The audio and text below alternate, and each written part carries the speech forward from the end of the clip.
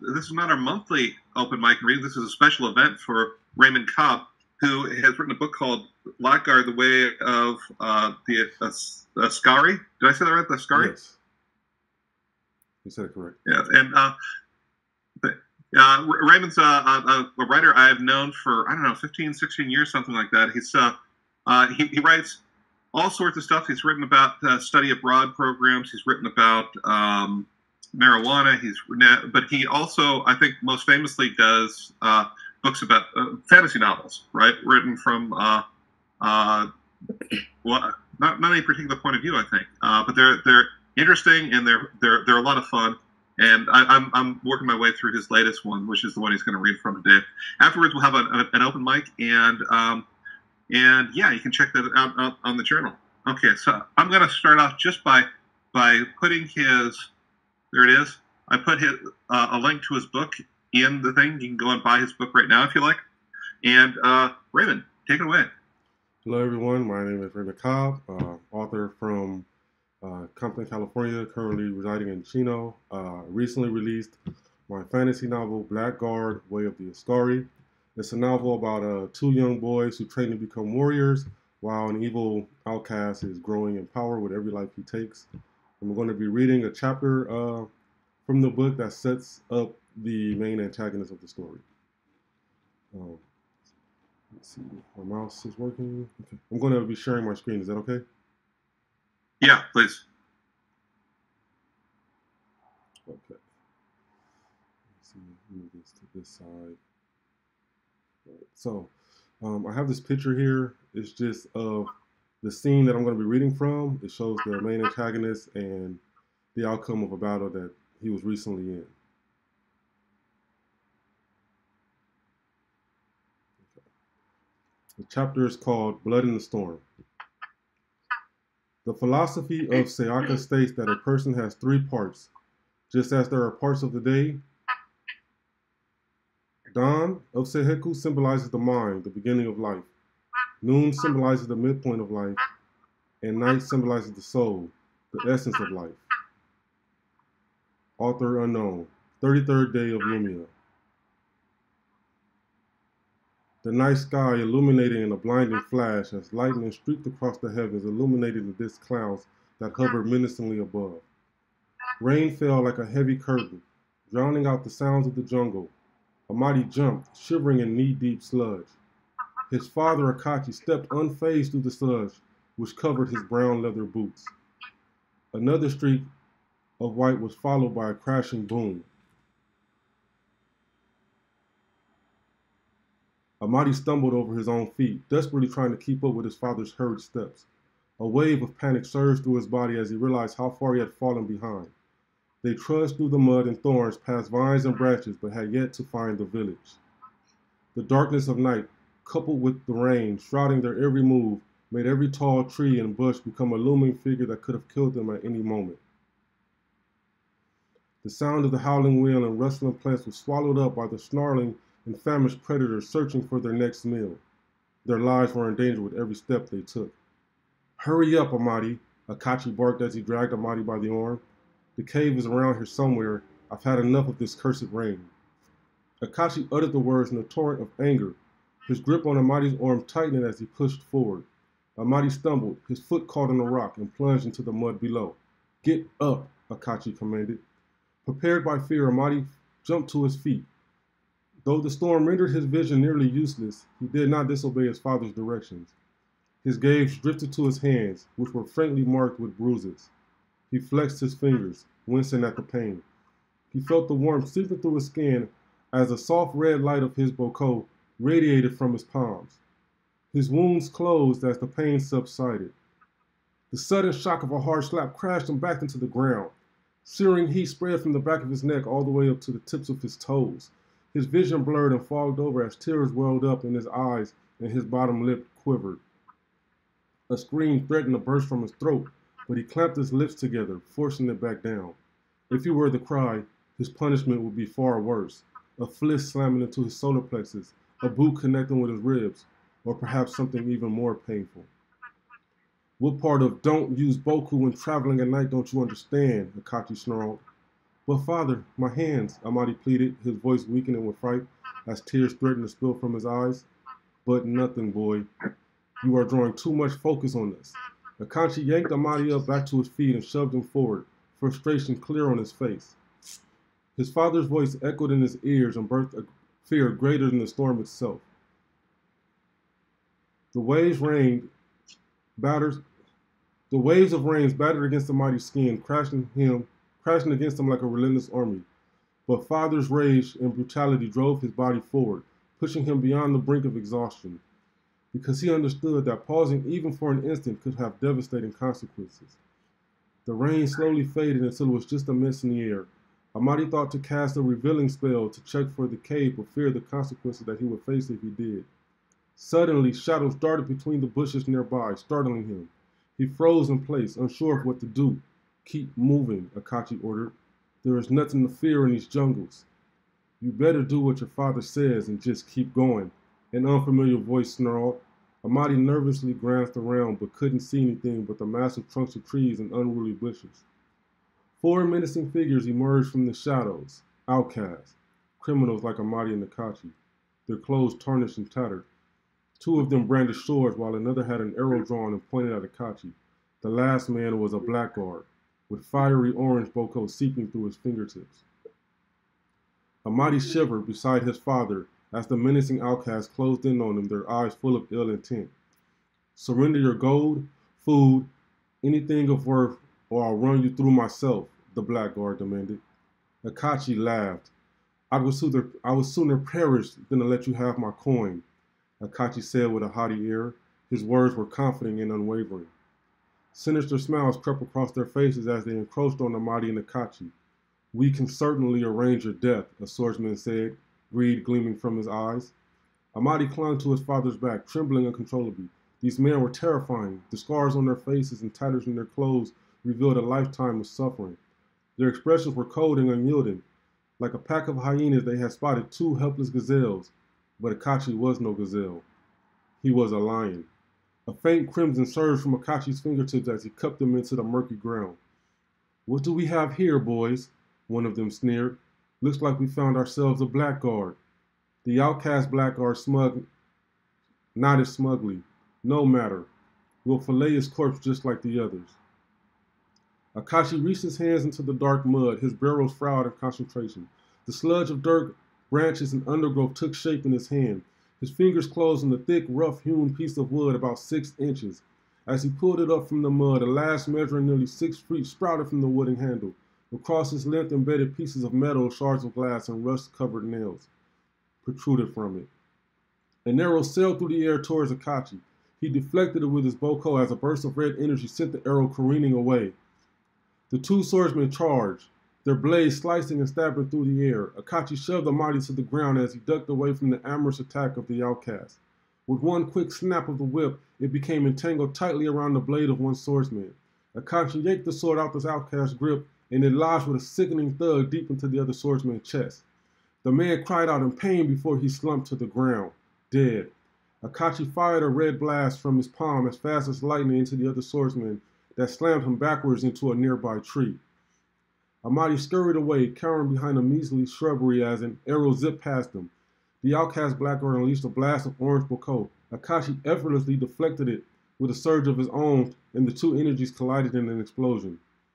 With a wave of his hand, Akachi summoned an army of swords blazing with red boko. 20 blades of varying length and shape floated above like liquid fire. With a clenched fist, he commanded the blades down like a hailstorm.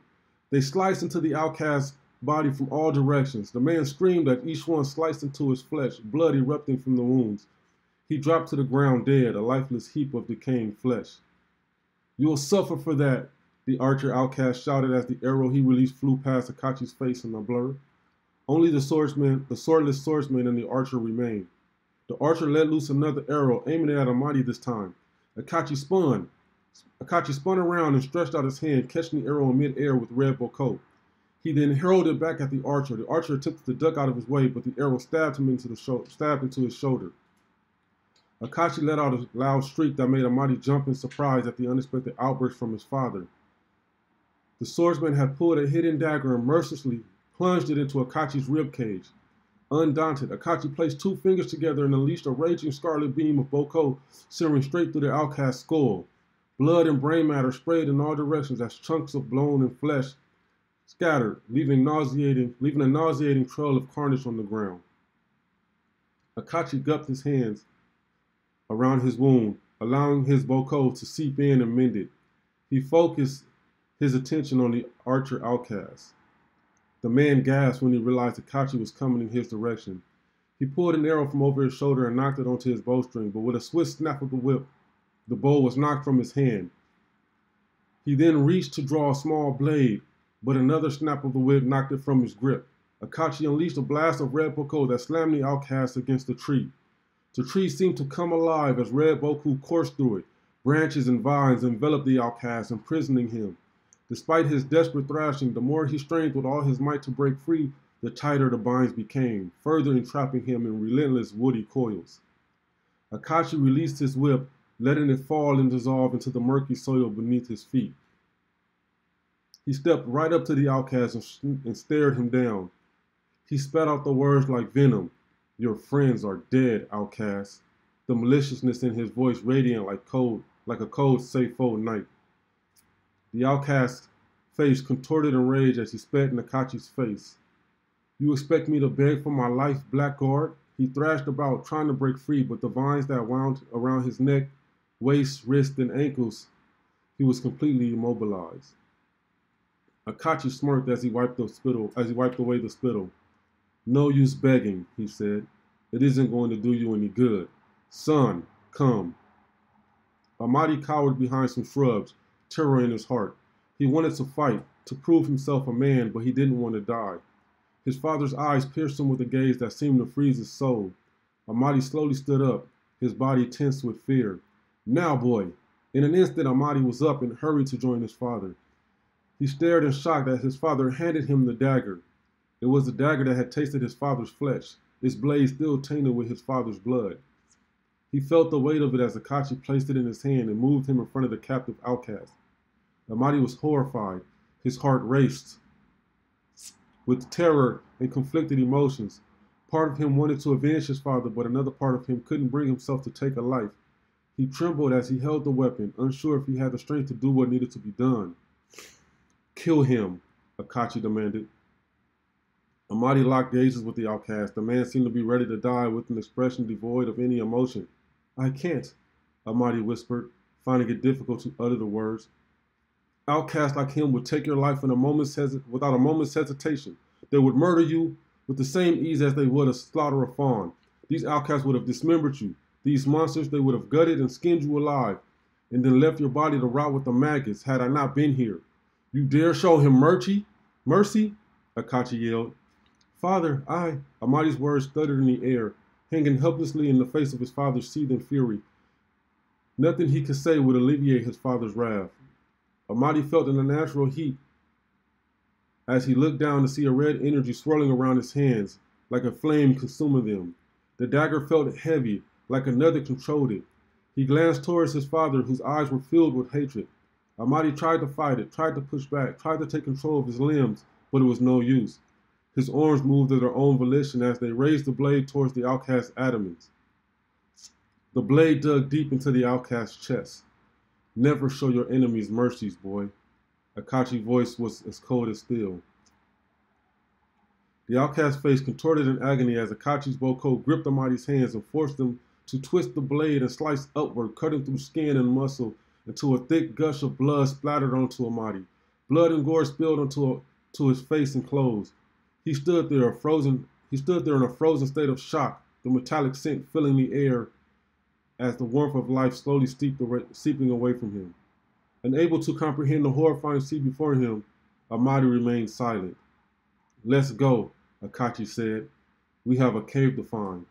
Amadi trailed after him as the rain poured down again. The sky had grown darker, and the storm worse by the time they reached the cave, but despite the fear it should have evoked, Amadi felt immune to the danger. The thunder roared above them, and the rain lashed against their faces. His thoughts were consumed by the twisted face of that outcast he killed. He trudged through the mud as the rain dripped off his brow, stinging his eyes and running down his face, mingling with the man's blood that clung to his skin. If any Askari crossed his path, they would recognize him as an outcast immediately. Amadi, like his father, cast a revealing spell to see inside the dark cave. His boko stung his eyes as it illuminated his path as if the walls were lined with lanterns. He saw bones scattered everywhere, and the footprints of both humans and animals covered the floor. There were no bats or other creatures that thrived in darkness, only a few scurrying insects. At the end of the cave was a man-made fire pit of rocks, coal, and twigs. Akachi shot a blast of boku at the wood, setting it alight in an instant. The cave lit up, so they both dropped their revealing spells. Amadi stepped closer to the flames and spread his hands out, letting the warmth thaw his chilled skin. There was still blood caked on his palms. A howl of terror escaped Amadi's lips as he felt something violently whack his back. He spun around to find his father's face twisted in anger as he brandished that deadly whip in his hand. Amadi raised his arms up to protect himself, but it was too late. The whip cascaded through the air and landed viciously on his chest, the stinging pain unbearable. He gasped and let out a blood-curdling scream as tears coursed down his face. "Father," he screamed desperately, but only the whip responded with a loud crack, tearing through his shoulder. "You spineless filth!" Akachi's voice trembled with rage. Spittle flew from his lips as he advanced towards his son. "Your existence has caused me more suffering than I can bear. Your very birth took your mother from me, and now your cowardice always cost me my life." Another crack of the whip lashed Amadi's back, his barbs tearing through his flesh like a ravenous beast. His body jolted in pain as his exposed skin bled profusely. "You worthless coward! I have taught you how to fight and protect yourself, yet you cower in fear. You are nothing but a weak and feeble being."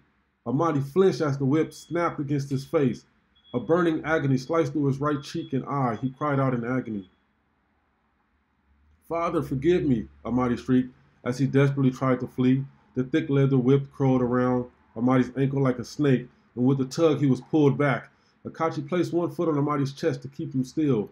As red boku glinted off Akachi's raised hand into the whip, it transformed into a branding iron. He then thrust the branding iron into the fire as his red-hot tip glowed with the heat. Akachi held the branding iron over Amadi, who felt its searing heat against his skin. "You are a disappointment and a disgrace, but I will remove all weakness from you." Akachi jammed the branding iron into Amadi's flesh, causing a high-pitched shriek to erupt from Amadi's throat. Akachi dismissed the branding iron and pounded Amadi with fast, repeated blows. Amadi desperately tried to reach the familiar destination, the haven he used to soothe the mental and physical wounds from his father's abuse. He had gone there to escape his father's violence, to find peace, but this time something felt different, and he could not escape. Something had changed inside of him, not anger, not sadness, not even hatred, but a deep void of emptiness where all his emotions had gone. He was still in pain from his father's attack, yet even that pain was slowly fading. "You will learn today, boy," Akachi threatened, "or die." "No!" Amadi screamed. A tidal wave of white-hot fury erupted from within Amadi, crashing into Akachi like a thunderbolt, smashing him against the wall with a violent thud. Blood exploded on impact and splattered, painting the wall a deep crimson as Akachi's lifeless body slumped to the ground. Amadi's body ached, and after some time, he pushed himself up off the ground. He tried to open his right eye, but the pain was too great. As the tears trickled down his face, he could hardly lift his arms and staggered over to the fire. The flames were now burning low. He felt too weak and exhausted to move. His eyes drifted around the cave, his gaze following the smoke until he settled on a massive blood stain on the wall. His heart sank as he noticed a body slumped on the ground, and he felt a wave of anguish wash over him. He couldn't believe his eyes. He was too afraid to speak, his voice just a whisper as tears streamed down his face. His heart felt like it was shattering in his chest, yet he still moved forward and kneeled before the body. Akachi's eyes were still wide open, though his life was fading, the malice in them unmistakable. "Finally," Akachi weakly murmured, blood trickling out of his mouth as he spoke, "you showed strength." The last breath of life left Akachi as his form slouched lifelessly. Amadi shook his head in disbelief. He wanted to deny what he was seeing, yet the evidence was too clear. His father, the all-powerful Blackguard, lay before him, now slumped on the ground, defeated, broken, and lifeless. Amadi was confused. Had he brought this upon his father? He wasn't sure he could accept the truth, even though it was staring him in the face. Father, no, he cried. For a moment, the emptiness seemed to envelop him. Everything was still. He felt the void of nothingness, the sense of something intangible and unknown. Then, almost of its own accord, a burst of power surged from his body. He screamed as an immense force of white boku spilled from his body. It collided with the flames before him. As the boku and the flames mixed, they grew bigger and bigger until it formed into a swirling mass of bright and burning energy. Slowly, it took form. Legs, arms, and a body appeared from it. The shape shifted until finally a head formed. When the figure was complete, a man stood in front of Amadi, the force and energy emanating from the man, a living embodiment of power. Amadi stared with fear and awe, overwhelmed as he gazed upon what he had created. The newcomer, who seemed to take in every inch of himself, examined his arms, his legs, and his hands. He cautiously moved his body parts, testing each one as if to assess the extent of his existence. What is this? The stranger asked. Amadi felt his heart clench as he looked up, taking in the familiar face. He glanced down at his father's body, then back up to the newcomer. The similarities were uncanny. Father, Amadi said as tears streamed down his face. He wrapped his arms around the man. What is this? He asked more sternly. Amadi took a step backward. Father, he murmured, I thought I had lost you, but it looks like my boku has given you a second life. The man glanced at the corpse lying on the floor, walked closer and examined it. Who is this? Who am I? You are Akachi the Damned, outcast and Blackguard. I see. You summoned me here? I did. The man nodded solemnly. I understand. The man reached out with all his might to invoke his boku, but instead of a powerful red aura engulfing his hands, his spirit dissipated. You lack the strength to hold my form in this world, my son, he said. You must strengthen your boku if you wish to have my presence in your life. Amadi's eyes widened. His father had just faded into a white cloud, removed from existence after being summoned. He wanted to know more, to understand how this summoned Akachi could become his own father, but daring to hope that this new version of his father would be better than the last. He asked quietly, How, father? His father's voice, still deep and powerful, replied, Get rest, son. Tomorrow we hunt Blackguard. Amadi curled up next to the dwindling fire, and despite his fears and pain, he felt a sense of longing. He vowed, no matter what it took, that he would become even stronger to spend more time with his new father, a father made in his own image, even if it meant killing. That's it. All right. All right. Thank you, Raymond. We've got an open mic, but I had a question for you before we moved on. Others might too. I was just wondering about influences, and if you got an influence or inspiration, or if this is just you and you're creating something new. So the original idea for the story, I would say I probably created like when I was a kid, when I was still in high school, but I had never actually put any like concrete effort into it. And then as I started to read more fantasy, I just got ideas here and there from different books I was reading. The biggest influence I would say was probably The Way of Kings by Brandon Sanderson. Yeah. That was is that part of the Rings stuff? Say what? Is that part of this Wheel of Fire series? No, it's called the Stormlight Archive. So like as far as presentation and style, that was like the biggest influence. That's the book that got me into like, okay, you know what? Let me sit down and actually write this story. And then when I was getting my bachelor's, every time I did a class assignment that was relative to anything to do with like fantasy, I would just focus on improving this story. So like I've done like story Bibles and like movie scripts and all other writing assignments, basically focused on this story until I had the plot pretty much ready to go. That's cool. How about anybody else? Does anybody else have any questions for him? Yeah, Kate. Yeah, it's not a question, it's a comment. I mean, I don't think I've ever read anything that has been this packed full of imagery, all of the visuals and the plot. And in terms of the amount of stuff you pack in here, gives us so much information about the whole story, what's going on. And I know that's really hard to do. So it's really impressive in that sense. The other thing is every time you would read a passage, I think movie. There's got to be a movie. It was really something, and I think that's because it's so visual, and also the intensity is really something. Not exactly a bedtime story that I would want to read to my grandchildren who are all under age 10, but really very, very impressive. So thank you for sharing it today. You're welcome. Thank you. Yeah, I realized so I had written an outline before I actually started writing it, and then I got to about a third of the book, and I started to kind of veer off of my outline, and I kind of had to like bring it back, and I kind of realized once I got done writing that the way I structured it was more like a three-act structure of a movie than like the typical like hero journey of writing a novel. Yeah. Yeah. Yeah. Very interesting. I hope you send it out there, and I mean, I imagine it would be a huge job to sort of reduce it to a screenplay, but boy, that just screams cinema. So great work. And I think Lee Ellen had a question. Yeah, I was just going. I wanted to know more about what it was I was experiencing, because you really took me into the experience.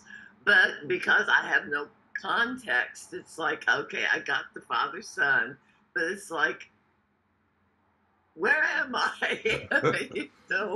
And it makes me hungry for that kind of detail. You have incredible talent of making words make pictures, though. I mean, that is obvious, but it's like I couldn't get hold of anything to help me. I didn't know who to root for. Okay, I guess Gotcha. that sort of summarizes. I didn't know who to root for because I was just coming to this place that sort of felt like a place, but it definitely was pictures. Something you're very talented, and I hope that I either get an explanation or that I'm able to put those visions out of my mind. Yeah. So the whole scene is basically taking place in two locations. There's the forest that they're traveling in, and then there's the cave that they're trying to get to. And basically, they're in this storm, and they get ambushed by a group of other criminals. So during that fight, the father is injured, and he blames the son. And then as he's basically abusing the son kind of snaps and kills the father, and it creates this monster or this summon in the image of his father. Okay. Okay, that helps. I have a question. Yeah, go ahead. Yeah. Sorry. I was totally taken in by this, and again, everybody said it's so cinematic that, in fact, I think it would be quite easy for you to turn it into a screenplay if you wanted to. But the other thing that I was thinking is that it felt so Shakespearean to me. And I was just wondering if there was any influence from Shakespeare or that kind of literature, because wow, it was very core to Shakespearean tragedy. I've read some Shakespeare, not a lot, so I can't really say that was a big influence on me. But I will say that so I grew up watching like anime, and a lot of anime pulls from from like Shakespeare, and not even just Shakespeare, but like old English like stories. Like You know, like Chaucer and yeah, like if you watch anime, like there is heavily influenced by like English culture, like so that maybe that kind of bleeds over into my writing. I don't know. I was just thinking, wow, Hamlet, Macbeth, all these plays, the father son relationship, and how complicated that is. And, I thought it was brilliant that after the father died in your scene, then he came alive again by something that was created by the son. That was absolutely came from left field. And I really appreciated that imagination factor there. When did you come up with that specific idea? I mean, was it early on or did it happen later? That was really one of the earliest concepts I had came up with. It was I knew that I had wanted the villain to be something that it wouldn't the heroes or the people he faces in the book wouldn't understand what he is and why they can't defeat him. So that was something early on that I had decided. Yeah, that's what I was thinking. Like when that idea came to you, I was thinking it must have been early on because that idea would have, if I were in your shoes, it would have driven me to complete it, to go all the way because it's so unique. Mm-hmm. But I think we had Danielle's question too. It's more so a comment. I wanted to echo some of the sentiments already expressed. When I was reading along and hearing your recital, I just couldn't help thinking these ought to be movie scenes, and maybe even a video game as well. Just very immersive, remarkable. Oh, thank you. That's interesting. I'm sorry. No, thank you. I appreciate the comments. Yeah, my I don't know how to express this, but I would say my main goal of the story was for it to be as entertaining as possible. And I kind of feel like that's a blessing and a curse because I'm so focused on it when you read it that you're being like taken in by what's going on that I think that I could have that I've kind of made it a little bit shorter than it should be. There were some people at the beginning who expressed that they felt like they didn't get enough of an explanation of the magic and stuff like that. But yeah, my main thing was to just make something that people would read and just enjoy. Yeah, absolutely. You succeeded there. And to make it more or less fun, like Yeah. I feel like I don't know. I recently started watching Game of Thrones, and when I was first writing this, everyone was telling me, "Oh, it has to be like Game of Thrones. It has to be like Game of Thrones." And I kind of get taken out of stuff like that because of the vulgarity of it. Like it's weird because like I grew up listening to like very explicit rap music, but when I watch stuff like Game of Thrones, it kind of takes me out of it. Seeing all the nudity and the language and the gore, but at the same time, like when I write my story, even though I don't have a lot of like nudity and like bad language, I do have some gory scenes in there. But I write them to be entertaining, so I don't, Yeah, that's great. All right. Well, we have some open mics too. Oh, somebody comment. Let me see. Okay. We have some open mics too. So we'll start with Lee Ellen. Thank you. Okay. To 40-year-old poet Jack Gilbert, it gets easier to pretend. Your poem, "It is difficult to speak of the night," compels me to open my mouth. Difficult to speak, you say. This is no longer the simple night of the young. The midnight fear of youth is dying. As I enter my 87th year, I fear the complex midnight of the old. It is not the fear of dying. I fear the complexity I live as I die. I fear being helpless, unable to care for myself, being at the mercy of those who do, but do not wish to care without love or compassion. I fear losing my compassion for humanity. I find myself growing old and impatient in dealing with others. The complexity of life intrudes. I lose my peace of mind. Change occurs. I make excuses for losing my mind, unable to care for itself, wears unpleasant heads. I pretend. I become very good at saying, I'm fine, thank you. No problem for me. Ignoring how heavily I lean on the cane, the handrails. Excuses I make. I don't go out. I don't have time. I can't afford to. Don't have the energy. Afraid I'll catch something. I won't be able to drive my car, get to the mall, get my food, get my medicine, go to the toilet, get out of bed. Night. It's not so simple these days. The ability to pretend grows.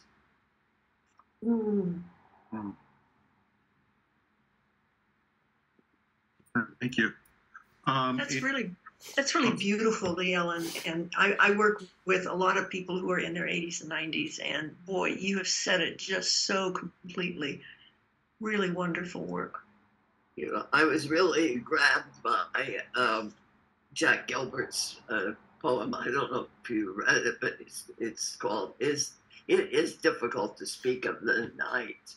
And he talks about turning 40. And this week I'll be turning 87. And I thought what I would like to share with him at 40. Thank you. Happy birthday. Thank you. Thanks. And we have Daniel had some work. So I'm not very well versed with Zoom. Screen share. Yes. Okay, it's a poem titled Hectic Havens, and this is how it reads. An arid highlands, time-worn slopes and humble views of meager plants and cacti framed by sandy hues are slowly wrested of their luster. Gloomy shades assume the heights, just as a gust-born sweep pervades a range to rouse a brown eruption and a stone-filled whirl. A torrid downpour follows and is blown across a foothill. Like a famished wave, it soars and swallows mountains to the tune of echoed roars. Between terrains of screes and clefts, a run of thrums above a gully, but under summits rumbles and becomes its own refrain amid the wails of gales. A herd of mustangs maneuvers through a hail-draped haze to gird a mess of sprawling contour, forming wanton lines against the tempest's might. The way ahead declines and veers, but still they stay.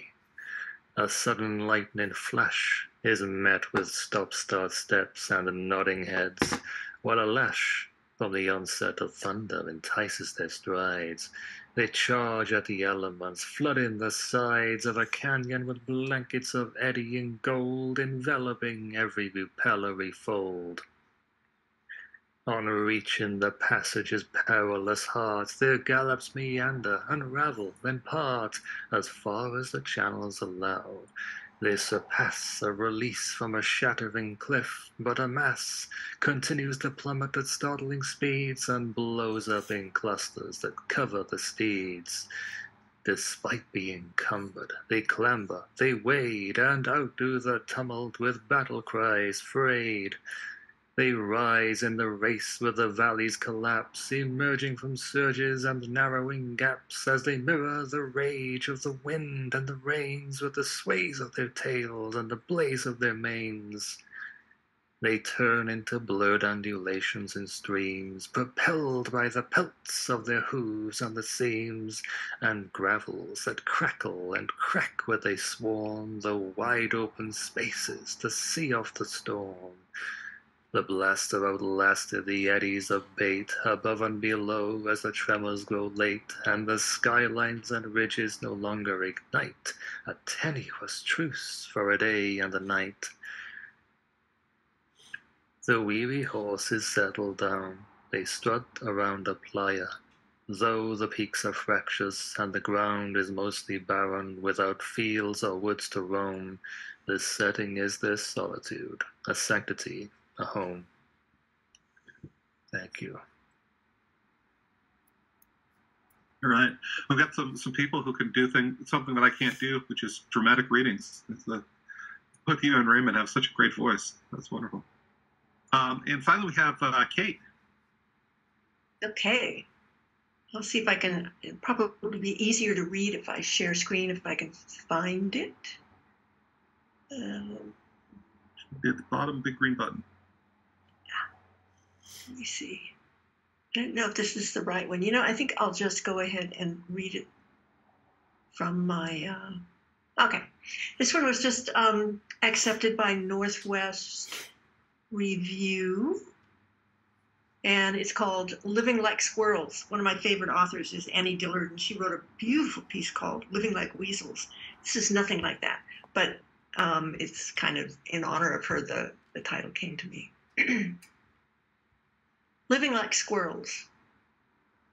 This evening, I'm not able to stop the car in time. The squirrel does what squirrels always do before crossing a road. It jumps forward, then back, then forward. And then when I think it will jump backward again, it dashes out into the road just as I am gliding past. I don't feel a thing, not a bump or any sort of impact. I can't bring myself to look in the rearview mirror to see if somehow the animal has avoided the 4,300 pounds of solidly built German steel on the move. I find a parking space on the street, since Neil always seems to get home before I do and take the one space allotted to us by our landlord. Over dinner, trying not to start another argument, I mentioned the road trip again. I want to head out to the desert. The desert light in winter is crisp and clear and clean, and I want to see the groves of Joshua trees again, the ones along Sema Road in Shadow Valley, the ones that know how to survive in the unkindest weather. I want to feel the cold of the desert night and the kind warmth of the winter sun in the day. Come on, sweetheart, I say brightly. You'll see why I love my car if you just come with me this weekend. It almost hums as it goes down the road. It's exhilarating when it gets going. I've got grading to do this weekend, Neil responds. Besides, that old thing will probably break down on the way, and there we'll be, stuck in the middle of nowhere. Pause. Maybe. Pause. I don't know. Pause. Maybe. But that's the point. Adventure. Taking risks.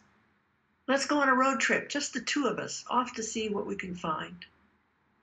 Neil's face takes on that pinched, rodenty look that he sometimes sports when he's about to launch into another lecture about my not being responsible. Around 4 a.m., I get up from our bed, grab the keys to the 1971 Mercedes, forget my purse, and walk out barefoot into the 40-degree night air. I can't seem to get the seatbelt to latch, so I settle in without it. As I drive off into the eastern light, barefoot on the accelerator, I wonder how the squirrel survived for as long as it did. Thank you. All right. Well, thank you, Kate. Thank you, everybody. Thank you, Raymond, especially. That's. I hope everybody goes out and rushes out and buys Blackguard, because it's a great book. Thank you. Appreciate it. All right. Well, we'll see you again next time in 2 weeks this time. So if we could find there it is.